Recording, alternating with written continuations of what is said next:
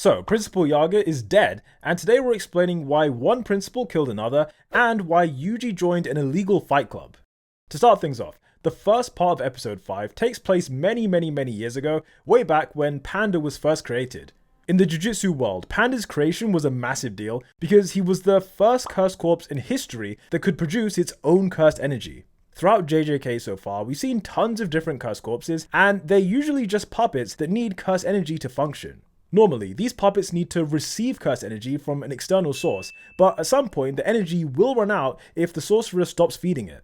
Now, what makes Panda special is that he generates his own cursed energy from inside himself, which makes him equal to a Jujutsu sorcerer. As you'd expect, the higher-ups of Jujutsu society didn't like this, since they figured that if Principal Yaga could make one sorcerer, then in theory he could make an entire army of them. In their minds, Yaga had the potential to take over a country, hence why he was arrested and put in this cell.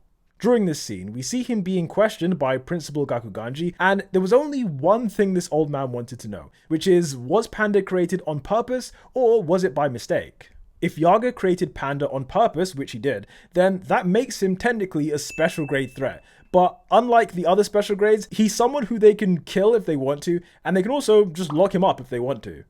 On the other hand, if Yaga made Panda by accident, then he's not really a special grade threat if he can only do it the one time. For that reason, Yaga pretended like he didn't know how he did it, and with Gojo on his side, he was able to go back to being the principal.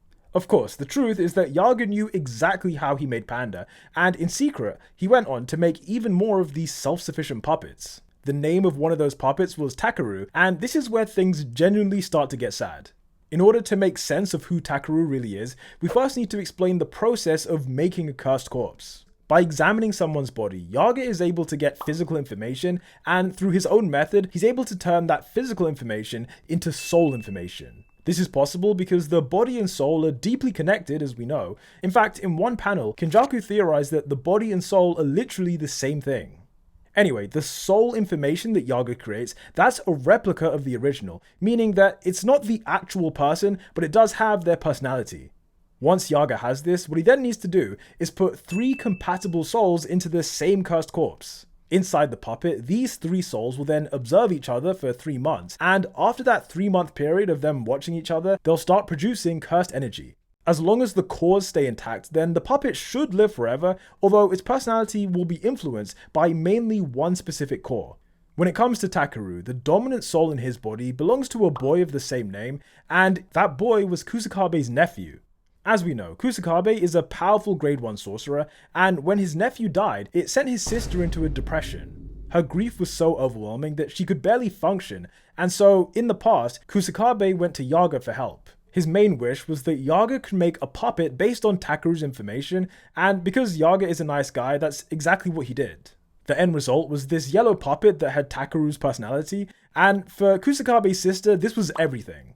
However, because Yaga didn't want to get locked up or executed, this had to stay a secret, and so she wasn't able to take Takeru home, but instead, I guess the compromise was that all of the puppets got to live in this hidden forest. According to Yaga, this forest is protected by Tengen, allowing the corpses to live peacefully, while sometimes receiving visits from Yaga himself or from Takeru's mother.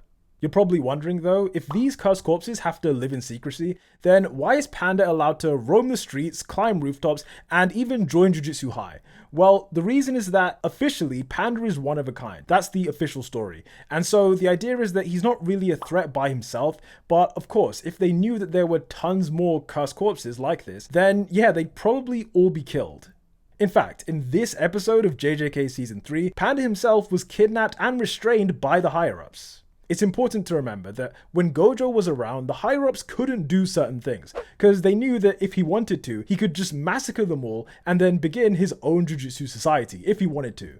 Gojo's overwhelming strength is the only reason he got away with certain things, but with him being sealed, the higher-ups felt like they could do whatever they wanted. That's why, at the end of Season 2, they gave Yaga the death penalty for a nonsense reason, and they captured Panda as a way to draw him out. As we know, Panda and Yaga have a very close father and son relationship, so there was no way the principal was going to just, sit back and do nothing. At the same time, he knew that trying to rescue Panda would be suicide, hence why in this scene, he says his final goodbye to Takeru and the other puppets. Unsurprisingly, on his way to get Panda, Yaga was ambushed by Jujutsu HQ, and at this point, the only way to save himself was to reveal the secret for making these self-sufficient puppets. It goes without saying that if Jujutsu HQ had this information, then they'd use it to create their own army of powerful puppet slaves. If I had to guess, I'd imagine that they'd use the remains of dead sorcerers to create powerful puppets that have strong souls and possibly strong curse techniques, but I also think that in the future, every sorcerer who died would have their soul replicated as a cursed corpse. That's just speculation from me, but I think it's realistic, and I think Yaga would be aware that something like that could happen. For that reason, he refused to say anything until Principal Gakuganji arrived. Gakuganji's appearance was genuinely like something out of a horror movie, and after a brief struggle, he destroys his fellow principal. It's worth pointing out that Gakuganji doesn't hate Yaga in any way, but as we found out in Season 1, he is one of the most conservative members of Jujutsu Society. His mindset is that bending the rules for one person is just not acceptable, and since Yaga was sentenced to death, that means he has to die. For Gakuganji, he never allowed his personal feelings to get in the way of that, but in Yaga's final moments, he decided to test Gakuganji's resolve. What I mean is that just before his death, Yaga revealed his method for creating cursed corpses like Panda. If he'd revealed this information like 5 minutes earlier, then he would have survived, but if he told this person here, then the info definitely would have gotten back to Jujutsu HQ. By trusting Gakuganji with his secret as he's about to die, he's forcing the principal to choose between what the law is and what's right. After all, the law says that he has to report this back to the higher-ups, and at some point, this info will be used to create an army of, puppet slaves. On the other hand, Yaga is a friend who's trusted him with this secret, and a good person in this situation would keep that info to themselves. This is the moral dilemma that Gakuganji now has to face, and in a sense, he's been cursed with knowledge. In this episode, we don't see what he decides to do next, but what we do see is an emotional Panda running towards his dad. Although Panda was supposed to be locked up, Kusakabe is the one that freed him, basically as payback for everything Yaga did for his sister. This action from Kusakabe allowed Panda to be there in the end, as he cries over his dad's body. Now, with that said, the rest of the episode is pretty straightforward, so the only things we really need to explain are Yuji and Megumi's plan, the existence of the Fight Club, and Hakari's motivations. If we start with Megumi's plan, I mentioned in my last video that these two are trying to recruit Hakari so he can help them fight in the culling game. The main problem is that Hakari is suspended from Jujutsu High, and right now he's just trying to avoid anyone from the school. For that reason, Fushiguro made them change out of their school uniforms as they tried to locate Hakari in this underground fight club. For context, the fight club is a place where civilians go to watch sorcerers battle, and Hakari is the one who set this up. Under the Jujutsu regulations, this is highly illegal since Article 8 says that sorcerers shall not reveal the existence of Jujutsu to non-sorcerers. To make this even worse, not only is Hakari breaking the rules, but he's allowing people to bet on matches, he's the one setting the odds for these matches, and sometimes he's even fixing the matches, so this is just illegal on a completely different level. In the eyes of the law, this makes him a full-blown criminal, and so you can see why he'd want to avoid people from Jujutsu High.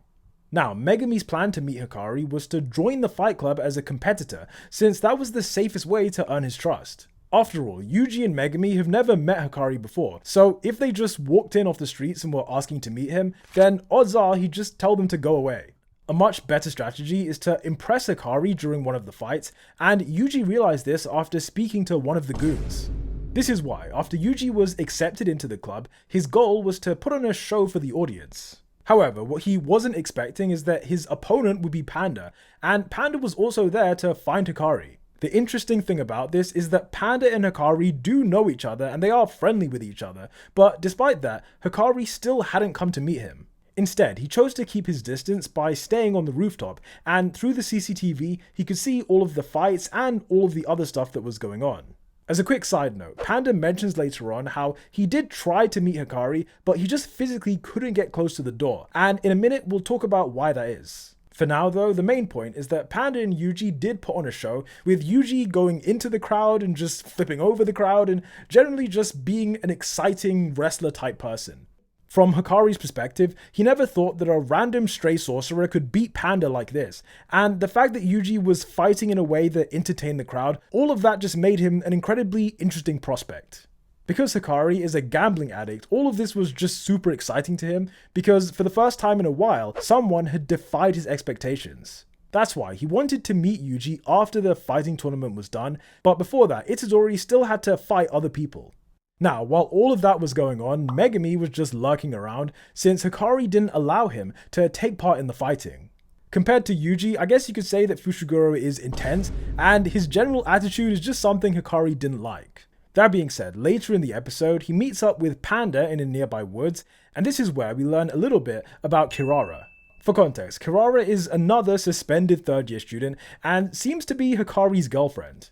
In Jujutsu Kaisen, Kirara is pretty unique for a few reasons. I mean, firstly, her character design is amazing. Secondly, she has one of the most complex curse techniques in the entire series. And thirdly, she is a guy, or she used to be a guy. What I would say is that we know for a fact that Hakari is not gay. Like, that is canon. And we also know that he seems to be in a relationship with Kirara. So you tell me, like, if he's not gay and he's with Kirara, you do the math. That means she's got to be either a woman. I mean, yeah, that's the only option, really. Regardless, the fact is that her technique is the reason why Panda couldn't reach Hakari, but in this episode, it wasn't actually revealed. Luckily, this weekend, I'm releasing a video that will explain her curse technique without spoilers, as well as the curse technique of a few other characters, so be sure to subscribe with notifications on so you don't miss it. Funny story, that video was supposed to be done last weekend, but I ended up finding this really old GameCube game from like 20 years ago that was based on the Duel Masters anime. I genuinely didn't know the game existed, and when I found out, I just entered the flow state and played it for the entire weekend when I should have been editing. So yeah, it was my fault, but this weekend is coming out no matter what.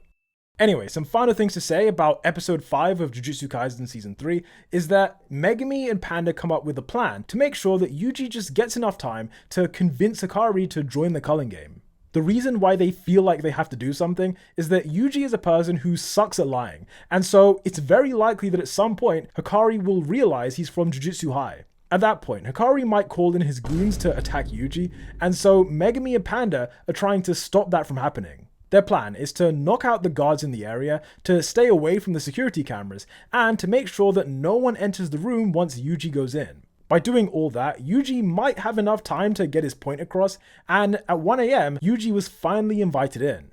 To cut a long story short, Hakari's ultimate dream is for Jujutsu HQ to legalize his fight club, and he believes it's possible after the events of season 2.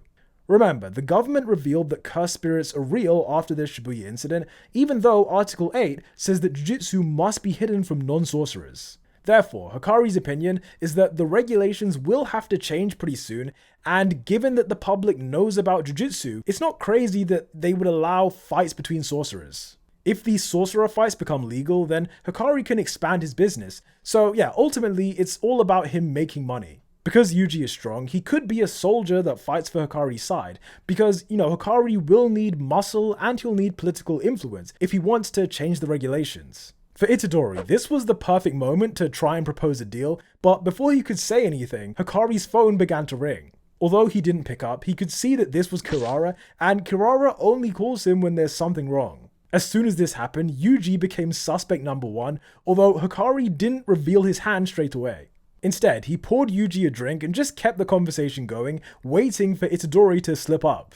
Now, because Yuji is a terrible liar, it didn't take very long, because he pretended not to know who Gojo was, even though every sorcerer knows Gojo. That lie was the nail in the coffin for Itadori, and Hakari instantly attacks him for being a spy. During this scuffle, Hakari taps into an element of his curse technique, which are these sliding train doors that kinda clip his opponents. Episode 5 then ends with these two butting heads, and compared to the manga, the order of the events has been rearranged a bit, so next week we'll find out why Kirara was calling him in the first place. With that said, my friends, we've explained why Yaga was killed, why Yuji joined the Fight Club, and Hakari's incredible business plan. So with that said, that's everything relevant for this episode, and if you want to see more episode reviews or episode breakdowns, then be sure to subscribe to the channel. Thank you for watching as always, and until the next one, peace out.